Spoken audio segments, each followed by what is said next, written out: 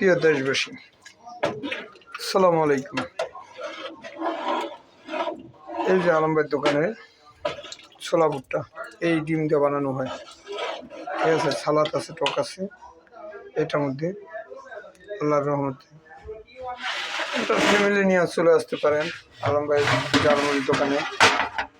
এই যে দেখুন, বড় বড় নৌরি দিয়া হালিম আছে, ঠিক আছে।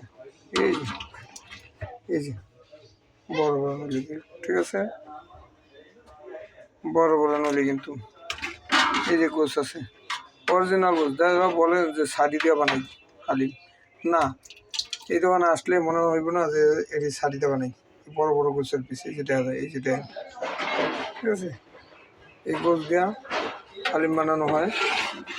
তাই সবাই ফ্যামিলি নিয়ে চলে আসেন আলম ভাইয়ের দোকানে। এরপরে এদিকে আছে খিচুড়ি, সকাল থেকে রাত পর্যন্ত। এই যে মুরগির গোছ দেয়, এরকম গোছ দিয়ে এই যে দেখেন গোছ, মুরগির গোছ দেয় খিচুড়ি পাকানো। লগে কখনো অন্য 2 পদের ভর্তা আছে, ঠিক আছে। 3 পদের ভর্তা হয়, এখন 2 পদ আছে। এরপরে এই যে ফুচকা, ফুচকা বানানো হয়। এই যে টকটা দেন, অরিজিনাল তেঁতুলের টক। আবার মনে করেন না, কেউ মনে করেন না সাইটিকে টক, মানুষের রং দেয় টক গলায়, যেটা সাইটিক লবণের মতন সাদা পানি, যেটার মধ্যে রং দেওয়া তারপর গলায়। আর আমারটা তেঁতুল, যেদিকে আমারটার মধ্যে কেমিক্যাল ধরতে পারে তাকে পরিষ্কার দেওয়া হবে, এরকম তেঁতুল। আমি তেঁতুল গলাই। এই যে তার ফুচকা বানাই।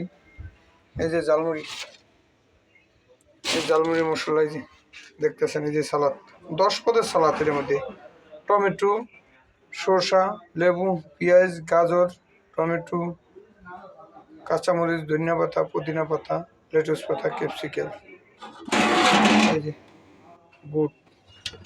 এটা ঝালমুড়ির মধ্যে এই ডাল দিয়া আমি মুড়ি বানাই।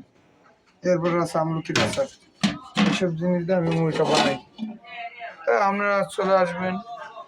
এই যে আলম ভাইয়ের, এই যে আলম ভাইয়ের ঝালমুড়ি, এই যে আলম ঝালমুড়ির পেজ, এই নামটা সেভ করলে সবাই আলম ঝালমুড়ির পেজটা পড়বো আপনাদের কাছে। সবাই লাইক দিয়েন, শেয়ার করেন, সাবস্ক্রাইব করেন, সবার কাছে অনুরোধ রইল, ঠিক আছে।